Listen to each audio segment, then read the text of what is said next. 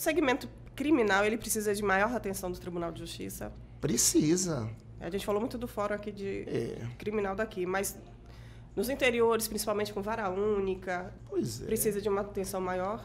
Eu desafio aqui qualquer jurisdicionado ou qualquer membro lá do tribunal que entre no fórum, qualquer unidade judiciária, e não encontre facilidade de ter acesso ao juiz. Quando eu falo facilidade, é aquela facilidade se você quiser causar algum mal àquele magistrado. Os magistrados, eles não têm segurança. Não há detectores de metais nas unidades. Os magistrados criminais, hoje, a criminalidade organizada permeia o Brasil todo. E a Bahia não está fora dessa realidade. Então, hoje, a maioria dos tribunais do júri tem no banco dos réus membros de facções criminosas. E os colegas estão totalmente desprotegidos. Então, hoje, o colega sai de casa e não sabe se vai voltar. Porque ele pode, num julgamento desse, ser alvejado facilmente. E isso já aconteceu algumas vezes aqui. Aconteceu em Lauro de Freitas, os criminosos entrarem para resgatar outros presos.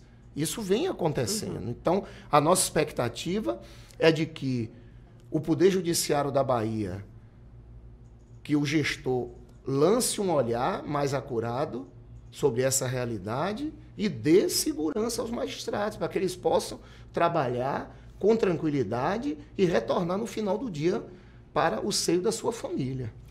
Só para comparação também aí para quem está nos assistindo, na Justiça do Trabalho, em praticamente todos os fóruns da Justiça do Trabalho, há detector de metais. Os fóruns que eu transito da Justiça do Trabalho sempre sou revistada. Então, assim, é um paradoxo que na Justiça do Trabalho se tenha, apesar dos índices já demonstrarem que muitos trabalhadores, no desespero, levam armas brancas aí para as audiências, né, de trabalhistas, mas há detector de metais na Justiça do Trabalho em praticamente todos os fóruns. E na Justiça Criminal, que é onde a gente imagina que precisa e que exista, não tem. O fórum criminal só tem no térreo. Nos andares não tem. Se o cidadão entrar pelo estacionamento, e a facilidade de entrar com armas é muito grande. Se você for lá no Fórum Criminal Carlos Souto, você vai ver vários vendedores ambulantes. Nós não estamos querendo excluir o vendedor ambulante, né? Porque...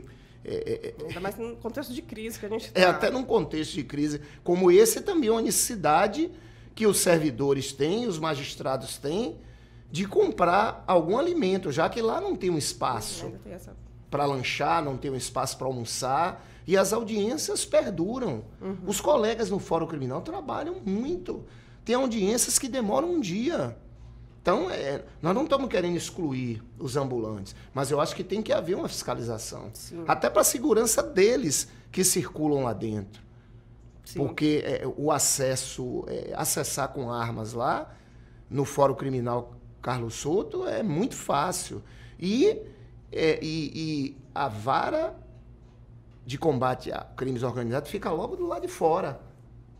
Da rua você acessa.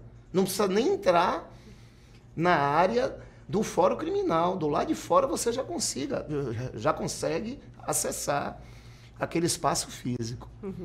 E qual a principal, assim, a maior necessidade dos magistrados do interior, né? É tudo isso que eu falei, Cláudia. Os juízes substitutos, primeiro, eles precisam ser tratados como juízes titulares. Porque juiz substituto é aquele juiz que ele não tem assessor. Por que ele não tem assessor na condição de juiz substituto? Porque ele não tem aderência ao fórum, à comarca. Então, ele hoje está substituindo um colega que está de férias, amanhã ele está substituindo uma colega que está de licença maternidade, no outro dia um colega que está de licença prêmio. Então, ele se vale do assessor daquele órgão jurisdicional perante o qual ele vai substituir.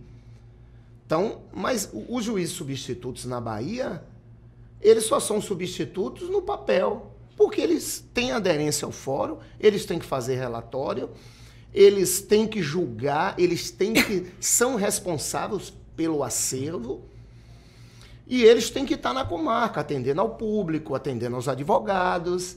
Então, o maior... Eles precisam residir na comarca, Eles né? precisam residir na comarca. Então, você tocou num assunto, você tocou num ponto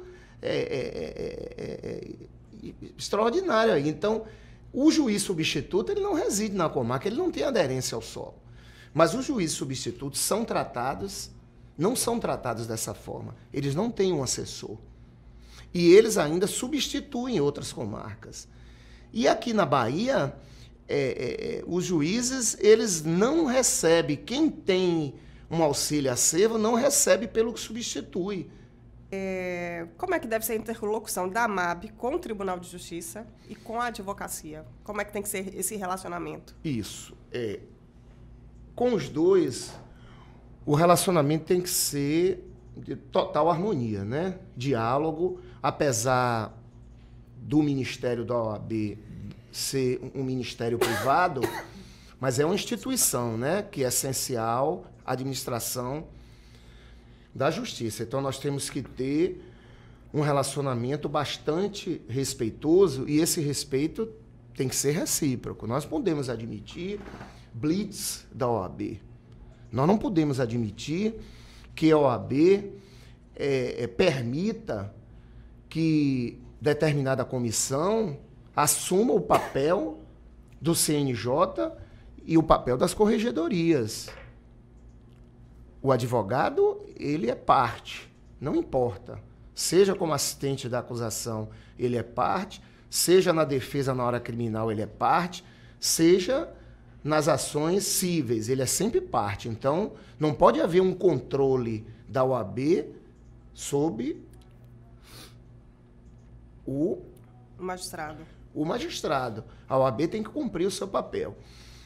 Então, essa que tem que ter uma relação de respeito recíproco, sempre dialogando, porque o nosso objetivo é o quê? Os magistrados querem uma boa prestação jurisdicional. Então, a relação com a advocacia, com a OAB, é de fundamental importância.